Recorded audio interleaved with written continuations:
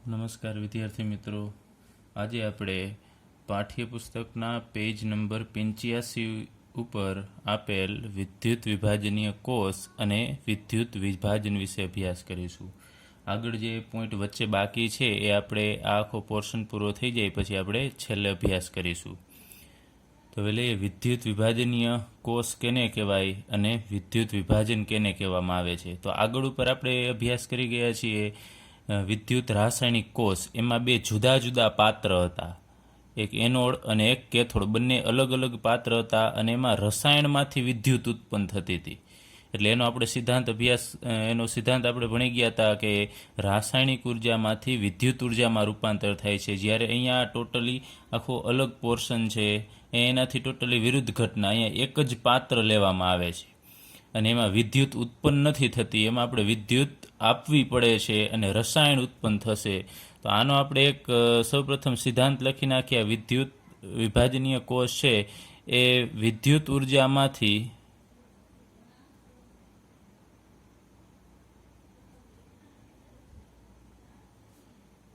રાસાયણિક ઉર્જામાં રૂપાંતર કરે છે, એનો સિદ્ધાંત થશે. તો વિદ્યુત વિભાજનીય કોષ છે એના વિશે આપણે માહિતી લઈએ. તો વિદ્યુત વિભાજન કોષમાં આપણે વાત કરીએ બાહ્ય સ્ત્રોતના વોલ્ટેજનો ઉપયોગ રાસાયણિક પ્રક્રિયા માટે કરવામાં આવે છે. એટલે કે બાહ્ય સ્ત્રોત એટલે કે કોઈ પણ બેટરી કે કોઈ પણ બીજો સ્ત્રોત છે એનો આપણે ઉપયોગ કરશું અને એ વિદ્યુત પ્રવાહ, બેટરીનો જે પ્રવાહ છે એની મદદથી આપણે રાસાયણિક પ્રક્રિયા કરીશું. વિદ્યુત રાસાયણિક કોષ આપણે જે આગળ ભણી ગયા એમાં આનાથી ઉલટું હતું. તો એમાં રાસાયણિક પ્રક્રિયા થતી હતી અને વિદ્યુત પ્રવાહ ઉત્પન્ન થતો હતો. અહીંયા વિદ્યુત પ્રવાહ આપવાનો છે અને રાસાયણિક પ્રક્રિયા છે એ થશે. તો આનો ઉપયોગ પ્રયોગશાળામાં તેમજ રાસાયણિક ઉદ્યોગોમાં ઘણો થાય છે. એની મદદથી ઘણા બધા કેમિકલ્સ ઉત્પન્ન કરી શકાય છે, ધાતુઓ છે એ મેળવી શકાય છે. હવે આપણે લઈએ સૌથી સાદો વિદ્યુત વિભાજનીય કોષ. આપણે એનું ઉદાહરણ લઈએ. જેમ આગળ ઉપર આપણે વિદ્યુત રાસાયણિક કોષનું ઉદાહરણ લીધું હતું, ડેનિયલ કોષ અથવા વોલ્ટેઇક કોષ. એવી જ રીતે અહીંયા સૌથી સાદો જે વિદ્યુત વિભાજનીય કોષ છે એમાં કોપર સલ્ફેટનું જલીય દ્રાવણ લેવાનું હોય છે અને એમાં 2 કોપરની પટ્ટીઓ ડુબાડેલી હોય છે. અહીંયા આપણે પાત્ર લીધું છે, એ પાત્રની અંદર કોપર સલ્ફેટનું દ્રાવણ. હવે લઈ લઈએ, આ કોપર સલ્ફેટનું દ્રાવણ ભરેલું છે, CuSO4નું દ્રાવણ છે અને એની અંદર 2 આ જે પટ્ટી ડુબાડેલી છે એ કોપરની પટ્ટી છે, Cu. આ બાજુની પટ્ટી છે એ પણ કોપરની પટ્ટી છે. જ્યારે બંને વિદ્યુત ધ્રુવોને સીધો પ્રવાહ એટલે કે ડીસી, એસી અને ડીસી 2 પ્રકારના પ્રવાહ આવે છે, એમાંથી સીધો પ્રવાહ ડીસી પ્રવાહમાંથી પસાર કરવાનો છે. તો અહીંયા માનો કે આપણે જે દર્શાવેલું છે આ બેટરી છે, તો બેટરીનો આ બાજુ ઋણ ધ્રુવ છે. તો બેટરીનો જે ઋણ ધ્રુવ છે એની સાથે આપણે આ પટ્ટીને જોડીએ છીએ, તો આને આપણે કેથોડ કહેશું. તો કેથોડ છે એ ઋણ વીજભારિત થશે. એનું કારણ એ છે કે આ બેટરીના ઋણ ધ્રુવ સાથે જોડાયેલું છે એટલે એ ઋણ ભારિત થશે અને એને આપણે કેથોડ કહેશું. અને આ બાજુની જે પટ્ટી છે એને આપણે એનોડ કહેશું અને એ બેટરીના ધન ભાગ સાથે જોડાયેલું છે એટલે એ ધનભારિત થશે, પ્લસ થશે.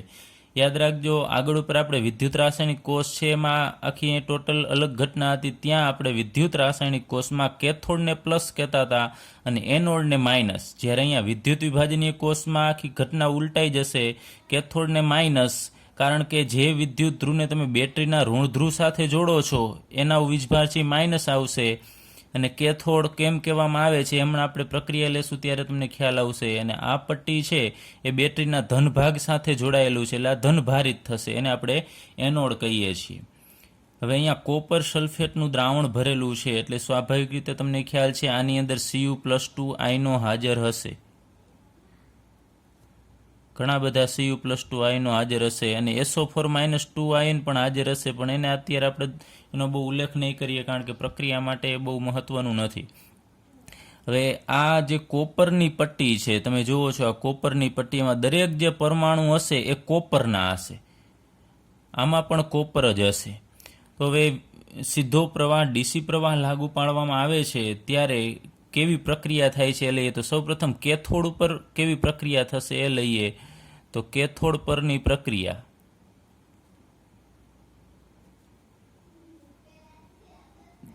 તો કેથોડ ઉપર શું થતું હોય છે, તો બેટરીનો જે ઋણ ભાગ છે ત્યાંથી ઇલેક્ટ્રોન છે આ બાજુ આવતા હોય છે, એટલે કે આ પટ્ટી ઉપર આવશે. એટલે ઇલેક્ટ્રોન છે આ બાજુ આવશે, તો આપણે એમ કહીએ બેટરીમાંથી ઇલેક્ટ્રોન નીકળી અને આ 2 ઇલેક્ટ્રોન છે એ આ બાજુ અહીંયા પટ્ટીમાં આવશે અને છેવટે અહીંયા દ્રાવણમાં એ ઇલેક્ટ્રોન પહોંચે છે. તો હવે આ જે પટ્ટી છે કોપરની પટ્ટી, એમાં ઇલેક્ટ્રોન આ બેટરીમાંથી આવેલા છે.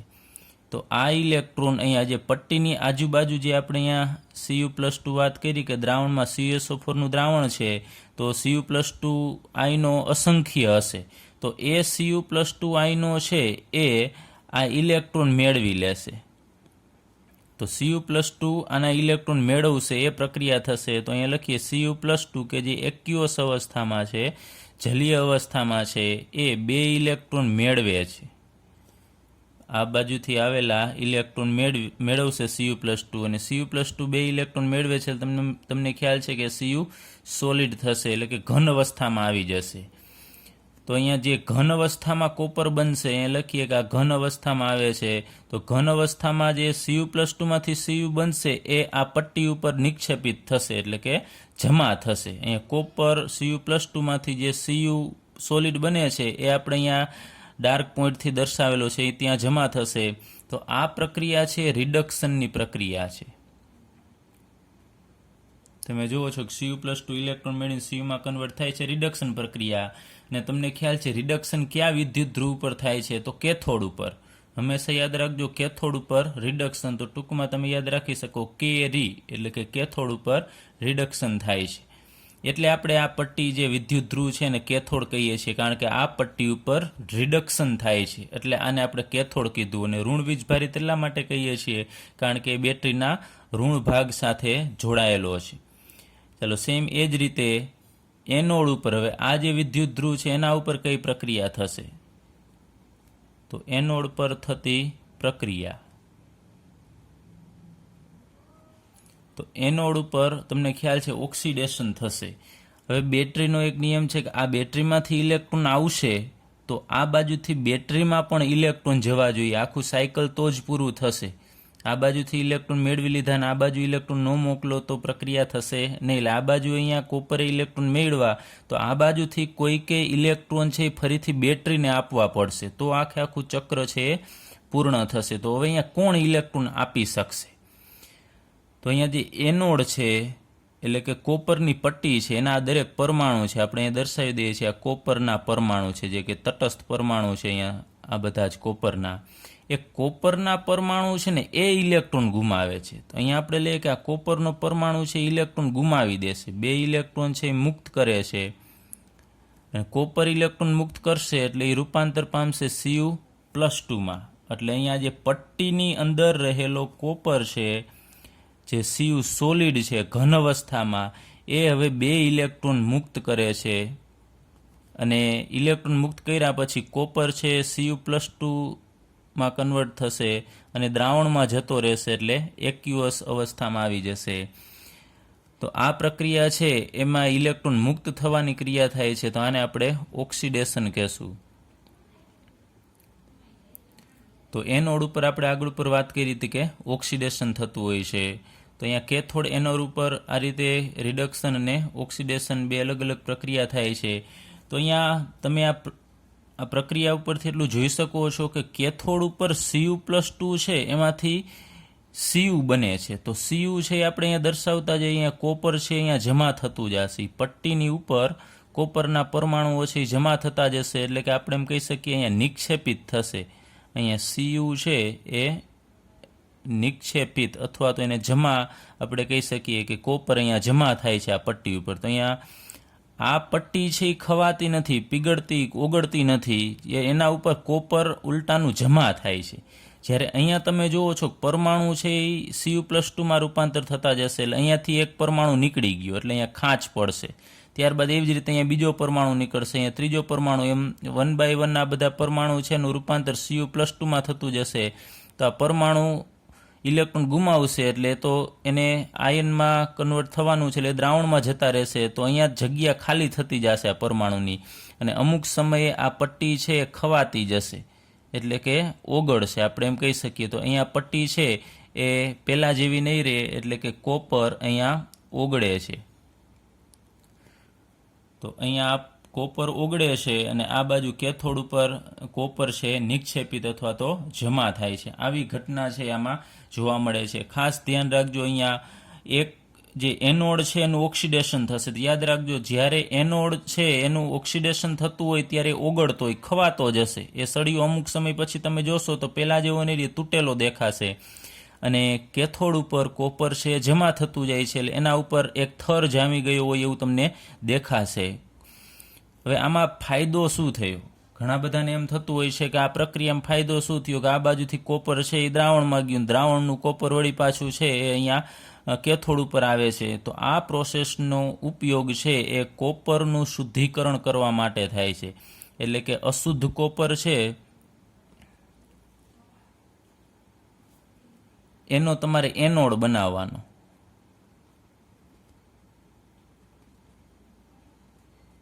નું શુદ્ધિકરણ કરવા માટે. હવે માનો કે કંપનીમાં કોપર ધાતુ બનાવે છે અને એને આપણે શુદ્ધ કરવી છે, તો એ કોપર ધાતુના આવો સળિયો કે પ્લેટ બનાવવાની અને એને બેટરીના ધન ભાગ સાથે જોડવાનું છે આપણે, એટલે એનોડ બનશે. તો એનું ઓક્સિડેશન થશે. તો એનોડ ઉપરના જે કોપરના પરમાણુ છે Cu+2 તરીકે દ્રાવણમાં જશે. અને દ્રાવણની અંદર વળી પાછા જે Cu+2 છે એ તમને ખબર છે આ બાજુથી એના એ ઇલેક્ટ્રોન આમ બેટરીમાંથી પસાર થઈ આ બાજુ આવશે અને એ ઇલેક્ટ્રોન મેળવી અને વળી પાછા કોપરમાં, જેમાં કોપરની પટ્ટી ઉપર નિક્ષેપિત થાય છે.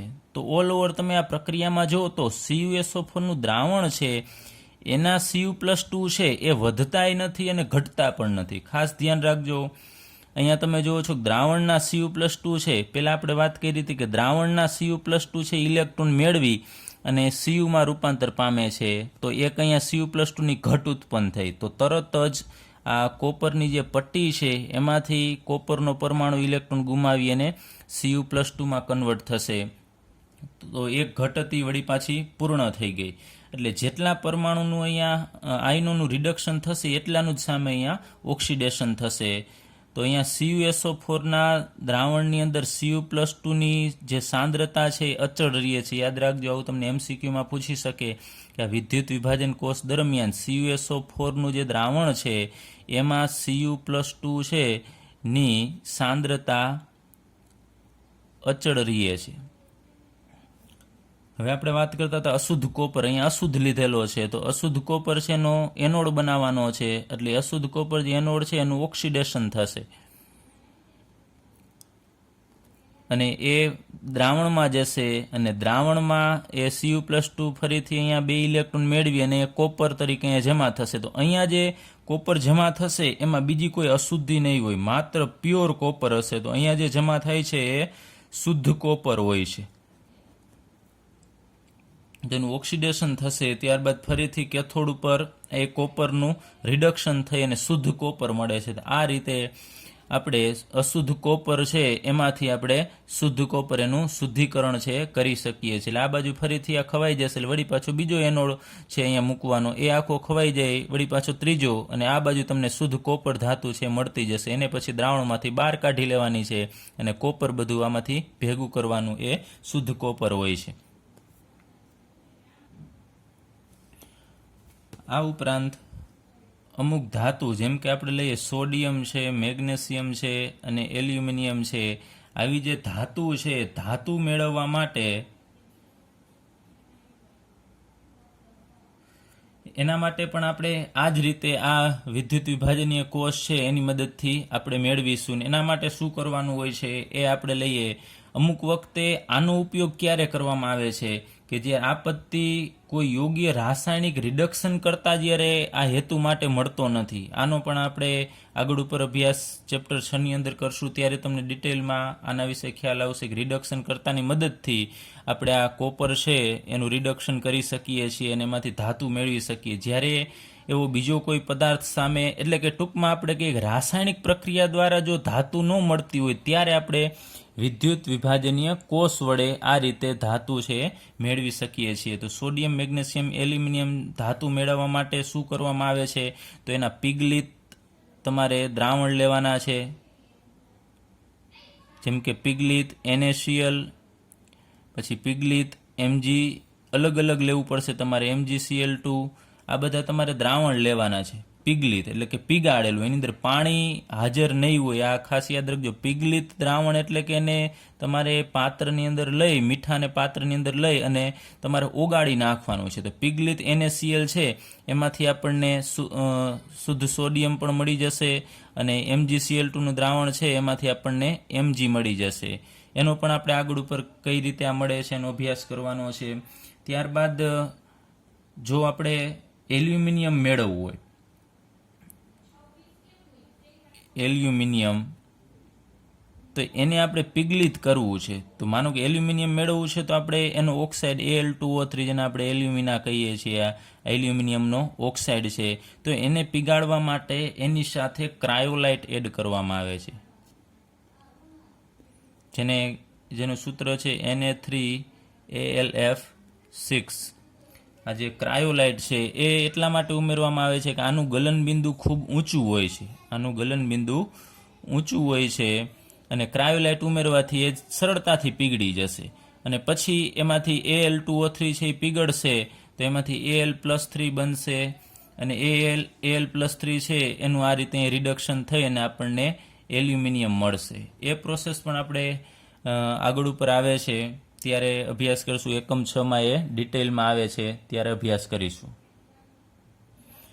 તો આપણે ફરીથી કહીએ કે સોડિયમ, મેગ્નેશિયમ ને એલ્યુમિનિયમ જો આપણે મેળવવી હોય તો એ આપણે વિદ્યુત વિભાજનીય પદ્ધતિથી મેળવી શકીશું. એ કોષનું નામ થશે વિદ્યુત વિભાજનીય કોષ, અને આ જે પ્રોસેસ છે, આખી પ્રક્રિયા છે, એને વિદ્યુત વિભાજન કહેવામાં આવે છે.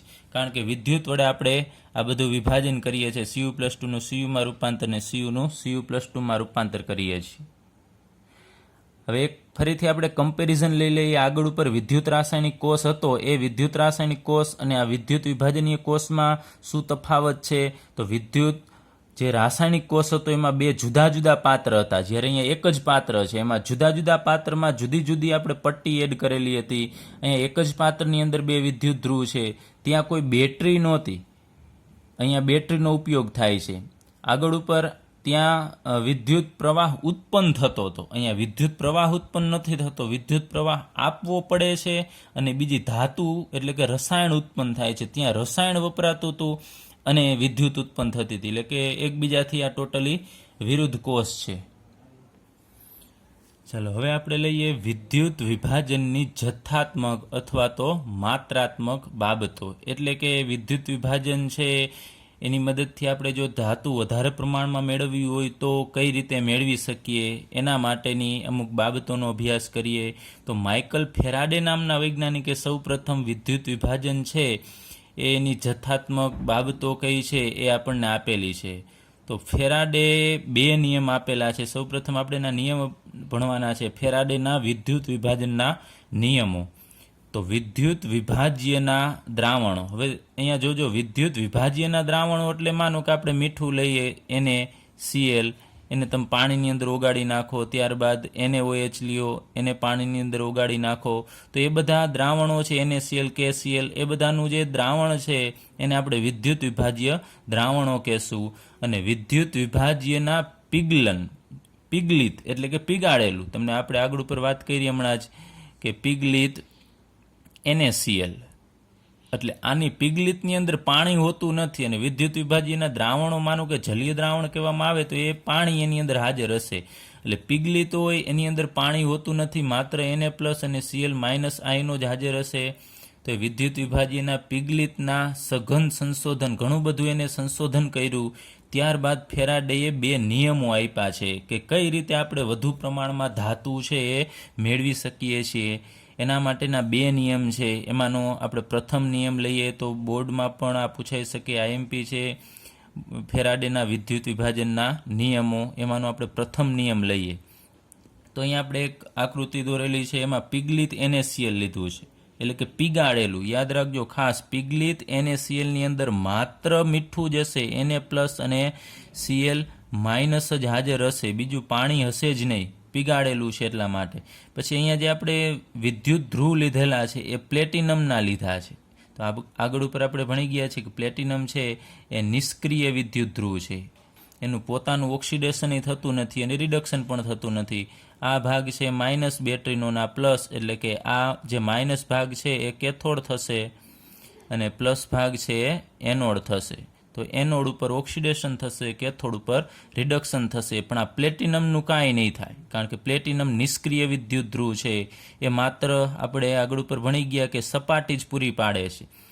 હવે આ બાજુથી આપણે કહીએ છીએ બેટરીમાંથી ઇલેક્ટ્રોન આવશે, એ આ પટ્ટીમાં આવશે, ઋણ ભાગમાંથી ઇલેક્ટ્રોન આવશે. તો દ્રાવણની અંદર આ ઇલેક્ટ્રોન આવે છે, તો દ્રાવણની અંદર Na પ્લસ છે. તમને ખબર છે દ્રાવણની અંદર બે જ વસ્તુ પીગલિત NaCl હશે કે Na પ્લસ Cl માઇનસ. તો ઇલેક્ટ્રોનની જરૂર કેને હશે? કોણ મેળવશે એ ઇલેક્ટ્રોન? Na પ્લસ મેળવશે કે Cl માઇનસ? તો તમને ખ્યાલ છે જે ધનવીજ ભારિત હશે એ જ સામાન્ય રીતે ઇલેક્ટ્રોન છે મેળવે છે. તો આ Na પ્લસ છે ઇલેક્ટ્રોન મેળવશે. તો આપણે એમ કહી શકીએ Na પ્લસ છે એ ઇલેક્ટ્રોન મેળવે છે અને એમાંથી એને સોલિડ બનાવશે. અહીંયા આપણે એક્યુઅસ નહીં લખીએ, લિક્વિડ લખીશું, Na પ્લસ લિક્વિડ, કારણ કે એ પ્રવાહી અવસ્થામાં છે. એક્યુઅસ લખશો તો એનો અર્થ થશે જલીય, પણ અહીંયા પાણી નથી. તો અહીંયા Na સોલિડ, આ પ્રક્રિયા છે કેથોડ પર થાય છે. તો Na પ્લસ પ્લસ ઇલેક્ટ્રોન, એમાંથી આપણને Na મળશે, એટલે કે સોડિયમ ધાતુ મળી. જો આગળ ઉપર આપણે વાત કરી હતી કે સોડિયમ ધાતુ છે એ આ રીતે મેળવવામાં આવે છે. મીઠું લેવાનું, એને પીગાળી નાખવાનું, પછી એની અંદર આ પ્લેટિનમના વિદ્યુત ધ્રુવ છે ડૂબાડી દેવાના છે અને પ્રક્રિયા કરશો, વિદ્યુત પ્રવાહ પસાર કરો એટલે Na પ્લસમાંથી Na બનતું જશે. અને બીજી અહીંયા પ્રક્રિયા થાય છે, આ બાજુથી ઇલેક્ટ્રોન આવ્યા તો આપણે કહીએ છીએ કે આ બાજુ ઇલેક્ટ્રોન જવા પણ દેવા પડશે. તો ઇલેક્ટ્રોન કોણ ગુમાવશે? તો આ Cl માઇનસ છે ઇલેક્ટ્રોન ગુમાવશે. Cl માઇનસ છે કે જે લિક્વિડ ફોર્મમાં છે એ એક ઇલેક્ટ્રોન ગુમાવી દેશે, એટલે એનું ઓક્સિડેશન થશે ને એ વાયુ બનશે. પણ આપણે આને 1/2 Cl2 લખવું પડે. એટલે આ બાજુએ અહીંયા Cl2 વાયુ ઉત્પન્ન થશે અને અહીંયા જમા થશે સોડિયમ. આ જગ્યાએ સોડિયમ ધાતુ છે એ ભેગી થાય છે Na. તો આ નિયમ શું કહે છે? ફેરાડેના વિદ્યુત વિભાજનનો નિયમ તો એમ કહે છે કે માનો કે આપણે અત્યારે એવું ગણીએ કે 1 ઇલેક્ટ્રોન આપણે આને આપીએ છીએ, અથવા 1 મોલ ઇલેક્ટ્રોન આપીએ છીએ. તો 1 મોલ ઇલેક્ટ્રોન આપશો તો અહીંયા તમને જે ધાતુ મળશે ને એ પણ 1 મોલ જ મળવાની છે.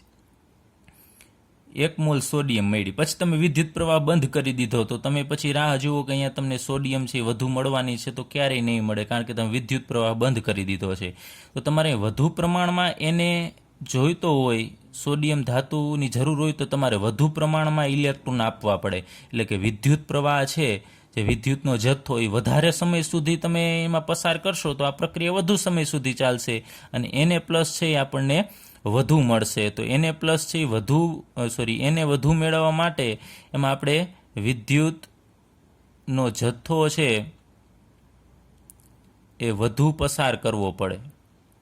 એ તો સ્વાભાવિક છે કે વધારે સમય સુધી વિદ્યુત પ્રવાહ પસાર કરશો તો જ આ પ્રક્રિયા થવાની છે. તો ફેરાડે નામના વૈજ્ઞાનિકે એ કીધું કે જો વધુ પ્રમાણમાં તમારે અહીંયા નિપજ જોઈતી હોય સોડિયમ ધાતુ, તો તમારે વધુ સમય સુધી એમાં વિદ્યુત પ્રવાહ પસાર કરવો પડશે. તમે 1 મિનિટ સુધી પસાર કરો અને 5 મિનિટ સુધી પસાર કરો તો કેમાં વધુ પ્રમાણમાં સોડિયમ જમા થશે? તો તમને ખ્યાલ છે 5 મિનિટમાં વધુ જમા થશે, કારણ કે વધુ સમય સુધી તમે વિદ્યુત પ્રવાહ પસાર કરો છો. તો અહીંયા હવે એનો નિયમ લઈએ. ફેરાડેનો પ્રથમ નિયમ શું કહે છે કે વિદ્યુત પ્રવાહને કારણે વિદ્યુત વિભાજન દરમિયાન કોઈ પણ વિદ્યુત ધ્રુવ પર થતી પ્રક્રિયાનો જથ્થો, કોઈ પણ વિદ્યુત ધ્રુવ એટલે કે એનોડ અથવા તો કેથોડ, કોઈ પણ વિદ્યુત ધ્રુવ પર થતી પ્રક્રિયાનો જથ્થો એટલે કે નિપજ અહીંયા કહેવા માંગે છે. પ્રક્રિયાનો જથ્થો એટલે કે નિપજ. અહીંયા સોડિયમ જમા થાય છે અને અહીંયાથી કયો વાયુ ઉત્પન્ન થાય છે? તો ક્લોરીન ઉત્પન્ન થાય છે. એનો જથ્થો વિદ્યુત વિભાજનીય એટલે કે એ દ્રાવણ હોઈ શકે અથવા તો પીગલિત દ્રાવણ હોઈ શકે, એમાંથી પસાર થતા વિદ્યુત જથ્થાને સમપ્રમાણમાં હોય છે. એટલે કે પ્રક્રિયાનો જથ્થો નિપજ ક્યારે વધુ મળશે? કે જો તમે દ્રાવણમાંથી વિદ્યુતનો જથ્થો પસાર કરશો તો, એટલે વિદ્યુત પ્રવાહ વધુ પસાર કરશો તો નિપજ વધુ મળશે. તો એ એકબીજાના સમપ્રમાણમાં થશે. તો આપણે અહીંયા ટૂંકમાં લખવું હોય તો લખી શકીએ W પ્રપોઝનલ ટુ Q થશે. તો અહીંયા W શું છે? તો W છે એ આ પ્રક્રિયાનો અથવા તો નિપજનો જથ્થો છે અને Q છે એ વિદ્યુતનો જથ્થો છે, એટલે કે વિદ્યુત પ્રવાહ છે આપણે કેટલો પસાર કરીએ છીએ એ સમપ્રમાણમાં છે એવું ફેરાડે નામના વૈજ્ઞાનિકે કીધું છે. એટલે આનું ટૂંકમાં કહીએ તો વધુ સમય સુધી વિદ્યુત પ્રવાહ પસાર કરશો તો તમને વધુ નીપજ મળશે એવું આ નિયમ આપણને કહેવા માગે છે. હવે આપણે લઈએ ફેરાડેનો બીજો નિયમ. ચાલો હવે લઈએ આપણે ફેરાડેનો દ્વિતીય નિયમ. દ્વિતીય નિયમ આપણને શું કહે છે કે જુદા જુદા વિદ્યુત વિભાજ્યના દ્રાવણો લેવાના છે. આપણે અહીંયા જુદા જુદા દ્રાવણો લીધા છે. આગળ ઉપર આપણે એક જ દ્રાવણ લીધું હતું, અહીંયા આપણે 3 દ્રાવણો લઈએ છીએ. એમાંથી આપણે સમાન વિદ્યુતનો જથ્થો પસાર કરવાનો છે. વિદ્યુતનો સમાન જથ્થો પસાર કરીએ તો જુદા જુદા પદાર્થોમાંથી મુક્ત થયેલ જે જથ્થો છે એ જુદો જુદો હશે ને કેના સમપ્રમાણમાં એ આપણે આગળ ઉપર લેશું. તો અહીંયા ફરી એક આપણે આકૃતિ લઈએ કે પેલું પાત્ર છે એમાં પિગલિત NaCl છે, બીજામાં પિગલિત MgCl2 છે, ત્રીજામાં પિગલિત AlCl3 છે. તો અહીંયા Na+ હાજર હશે અને Cl- હશે. અહીંયા પિગલિત MgCl2માં પણ MgCl2 એટલે કે Mg+2 હશે અને Cl- હશે. પિગલિત AlCl3નું દ્રાવણ છે એમાં Al+3 હશે અને Cl- હશે. અહીંયા આપણે દર્શાવતા નથી કે 3 Cl-, ખાલી આપણે લઈએ છીએ કે એની અંદર શું હાજર હશે. 2 આયનો અહીંયા Na+Cl-, Mg+2 Cl-, Al+3 Cl-. એ બધાને આપણે એક સાથે કનેક્ટ કર્યા છે. આ બાજુ આપણે અહીંયા બેટરી હોય છે, અહીંયા બેટરીનો ધન ભાગ છે તો એને આપણે એનોડ કહેશું. તો એનોડ એટલે કે બેટરી સાથે આપણે આ બધા જ જે 3 જે હવે આને આપણે એનોડ કહેશું એને એક સાથે આપણે કનેક્ટ કરેલા છે. તમે અહીંયા જુઓ છો કે આ જે તાર છે એની સાથે આ 3 વિદ્યુત ધ્રુવ છે એ એક સાથે કનેક્ટેડ છે અને બેટરીનો જે ઋણ ભાગ હશે એને આપણે કેથોડ કહેશું. તો અહીંયા જે 3 વિદ્યુત ધ્રુવ જે કેથોડ છે એને પણ આપણે એક જ સાથે કનેક્ટ કરેલા છે. એટલે અહીંયાથી આપણે જે વિદ્યુત પ્રવાહ પસાર કરીશું એ દરેકમાં સમાન જશે. હવે આપણે માનો કે ખાલી સમજવા પૂરતું કહીએ કે અહીંયાથી આપણે 3 ઇલેક્ટ્રોન છે પસાર કરીએ છીએ, અહીંયાથી 3 ઇલેક્ટ્રોન આમાંથી. તો અહીંયા 3 જે કેથોડ છે આ 1, આ 2 અને 3, ત્રણેયમાં એક ઇલેક્ટ્રોન જશે. આ 1 ઇલેક્ટ્રોન અહીંયા આવશે, 1 ઇલેક્ટ્રોન આ મેગ્નેશિયમના પાત્રમાં આવશે ને 1 ઇલેક્ટ્રોન છે અહીંયા સોડિયમના પાત્રમાં આવશે. આ બાજુ ઇલેક્ટ્રોન જશે, ત્રણેયમાં સમાન પ્રમાણમાં જશે. તો થશે શું, આ ઇલેક્ટ્રોન અહીંયા આવ્યો તો આ પાત્ર છે એની અંદર તમે જુઓ છો કે અહીંયા Na+ હાજર છે. તો તમને ખબર છે ઇલેક્ટ્રોન મેળવશે કોણ, તો Na+ જ મેળવે, Cl- મેળવશે નહીં, કેમ કે તો Cl-2 થશે. એટલે ધન આયન જે છે એ જ ઇલેક્ટ્રોન મેળવશે. તો જે Na+ છે એ ઇલેક્ટ્રોન મેળવશે અને એમાંથી Na સોલિડ બનાવશે. આગળ ઉપર આપણે વાત કરીએ એમાં Na+ છે ઇલેક્ટ્રોન મેળવી અને અહીંયા જમા થશે.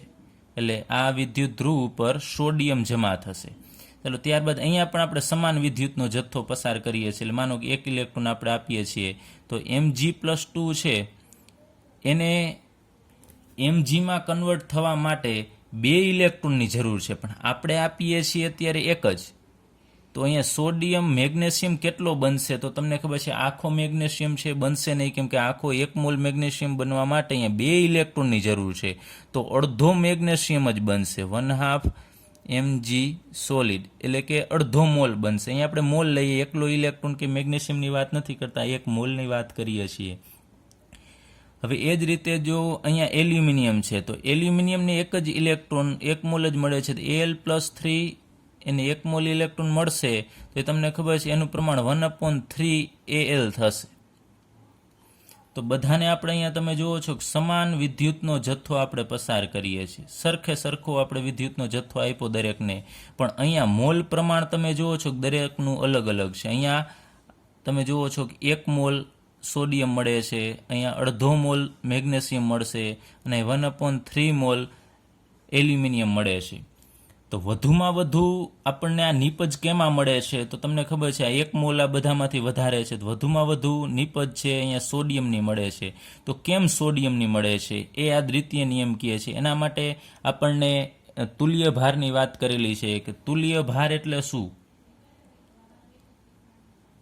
તુલ્ય ભારનું સૂત્ર થશે ધાતુનું જે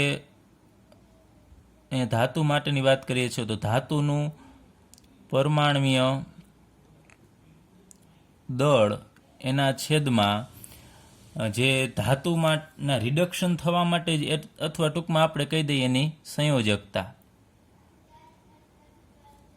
હવે સોડિયમ છે ને રિડક્શન કરવા માટે 1 મોલમાં થવા માટે 1 ઇલેક્ટ્રોનની જરૂર. ટૂંકમાં એના ઉપરનો વીજભાર કેટલો છે, તો Na પ્લસ ઉપર +1 વીજભાર છે તો એની સંયોજકતા 1 આવશે. Mg+2 પર +2 વીજભાર છે તેની સંયોજકતા 2 આવશે. Al+3 ઉપર +3 વીજભાર છે તેની સંયોજકતા 3 થશે. તેના તુલ્ય ભાર કેનો વધારે છે એ આપણે ગણવો છે. તો સોડિયમ માટેનો આપણે તુલ્ય ભાર ગણીએ. સોડિયમનો તુલ્ય ભાર, તો સોડિયમનું પરમાણ્વીય દળ થશે, તમને ખ્યાલ છે 23 થશે, અને એના છેદમાં સંયોજકતા 1 થશે, તો તુલ્ય ભાર એનો 23 મળશે. ચાલો એ જ રીતે આપણે મેગ્નેશિયમની વાત કરીએ કે મેગ્નેશિયમનો તુલ્ય ભાર એ કેટલો થશે. મેગ્નેશિયમનું પરમાણ્વીય દળ લેવાનું છે, તો મેગ્નેશિયમનું પરમાણ્વીય દળ છે 24 થશે, છેદમાં એની સંયોજકતા, એના ઉપરનો વીજભાર કેટલો છે, રિડક્શન કરવા માટે કેટલા ઇલેક્ટ્રોનની જરૂર છે, તો આને 2 ઇલેક્ટ્રોનની જરૂર છે હકીકતમાં 1 મોલ બનવા માટે. તો અહીંયા આપણી સંયોજકતા 2 લખીએ તો અહીંયા 12 મળશે. અને એલ્યુમિનિયમનો તુલ્ય ભાર ગણીએ આપણે, તો એલ્યુમિનિયમનું પરમાણ્વીય દળ છે તમને ખ્યાલ છે 26 છે, અને છેદમાં એની સંયોજકતા 3 થશે. તો આનું આપણે સાદુરૂપ આપીએ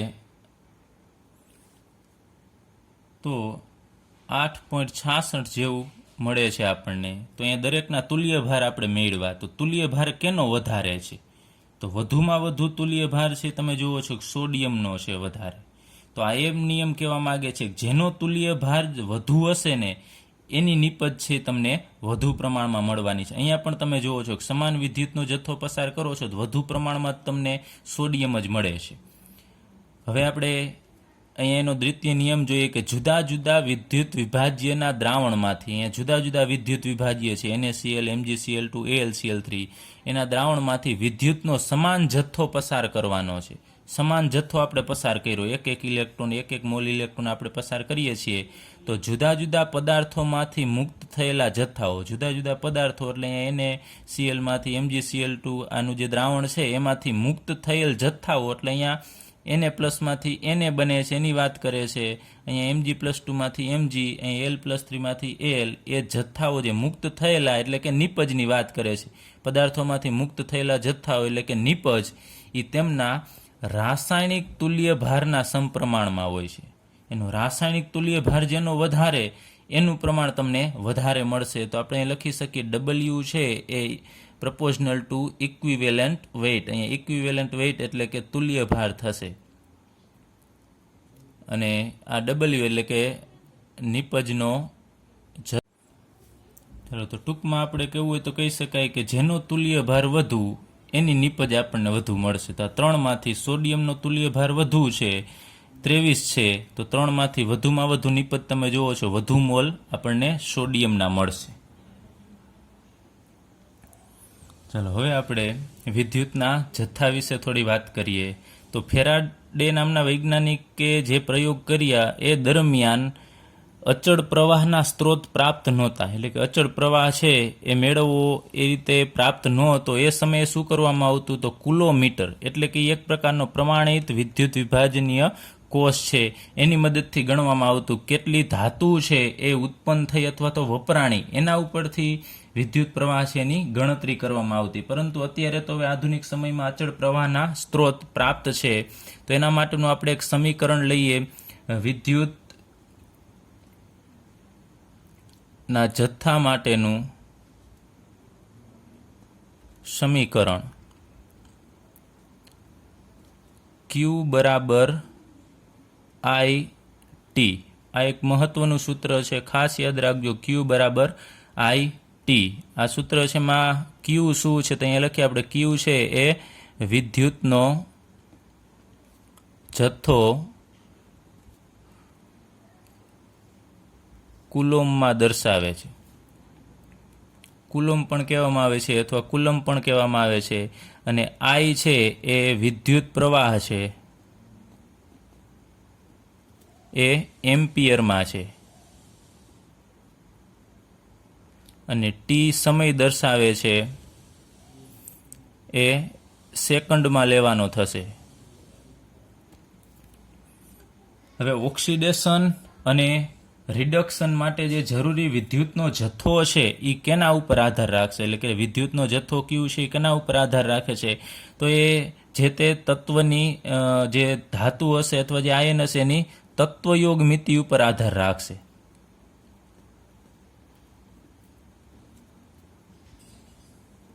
કયું છે એ આધાર રાખે છે. હવે એ શું છે એ આપણે લઈએ તત્વયોગ મિતિ, એટલે અહીંયા આપણે વાત કરીએ કે Ag+, માનો કે આપણી પાસે દ્રાવણ છે, Ag+ નું દ્રાવણ છે, સિલ્વર આયન છે, આપણે સિલ્વર ધાતુ છે એ મેળવવી છે, તો Ag+ છે એની સંયોજકતા +1 છે, તો આપણે એને 1 ઇલેક્ટ્રોન આપવો પડશે, અહીંયા 1 મોલ ઇલેક્ટ્રોન. તો એ 1 મોલ ઇલેક્ટ્રોન મેળવીએ અને 1 મોલ આપણને Ag સોલિડ આપશે. તો અહીંયા Ag છે એની તત્વયોગ મિતિ આપણે કહીએ કે 1 થશે, +1, એના ઉપર +1 વીજભાર છે. આગળ ઉપર આપણે વાત કરી હતી Na ઉપર +1, Mg ઉપર +2, તો એ બધી એની તત્વયોગ મિતિ કહેવાય, એના ઉપરનો વીજભાર.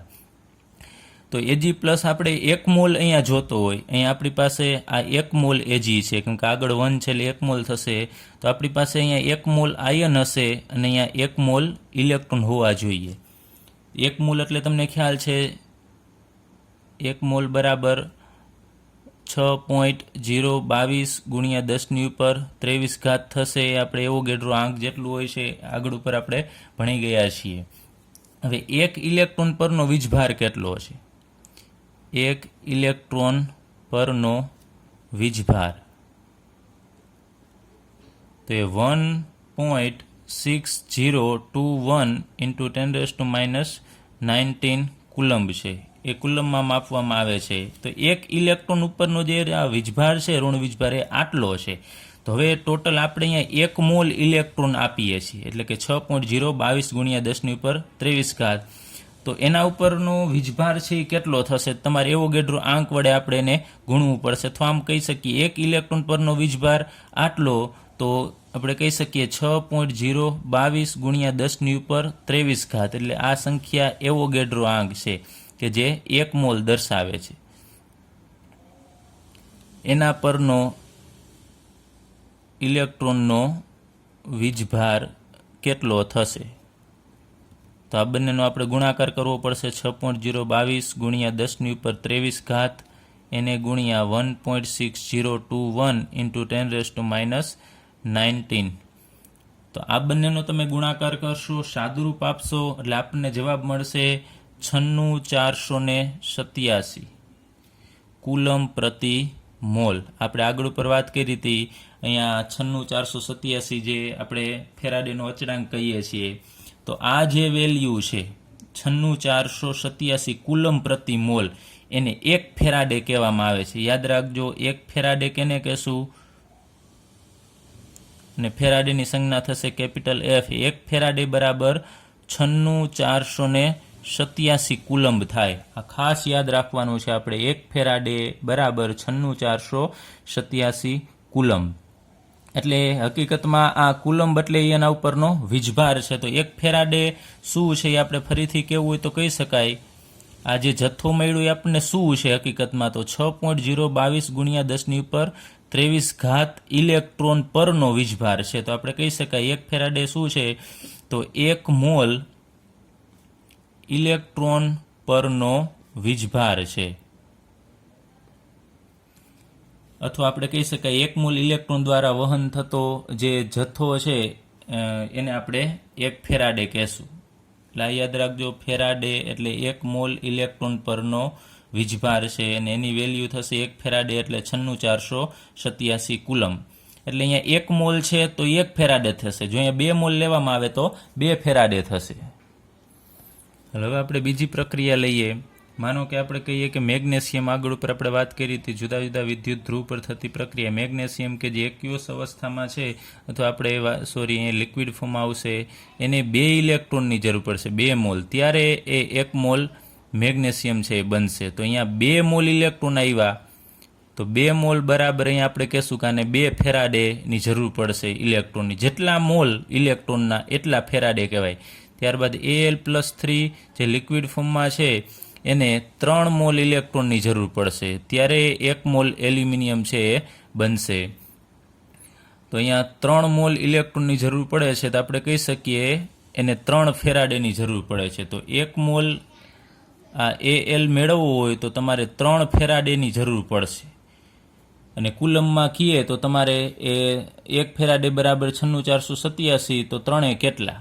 જનરલી અમુક વખતે વ્યવહારમાં 96487ની જગ્યાએ એપ્રોક્સિમેટલી એ 96500નો પણ ઉપયોગ કરે છે. 96487 છે એની જગ્યાએ 96500નો પણ એપ્રોક્સિમેટલી ઉપયોગ કરે છે. તો વિદ્યુતનો જથ્થો Q બરાબર શું છે ફરીથી આપણને કીધું છે તો અહીંયા લઈ લઈએ. Q બરાબર શું છે તો I ગુણ્યા T, એટલે એમાંથી પસાર કરેલો વિદ્યુત પ્રવાહ એમ્પિયરમાં અને સમય સેકન્ડમાં, એ બંનેનો ગુણાકાર થશે એટલે આપણને વિદ્યુતનો જથ્થો મળશે. ઉદ્યોગોમાં તો ઘણું બધું ઊંચો વિદ્યુત પ્રવાહની જરૂર પડે છે, જેમ કે 50,000 એમ્પિયર છે જેટલો ઊંચો વિદ્યુત પ્રવાહ પસાર કરવો પડે છે. એટલે એપ્રોક્સિમેટલી આપણે કહી શકીએ 0.518 ફેરાડે પ્રતિ સેકન્ડ.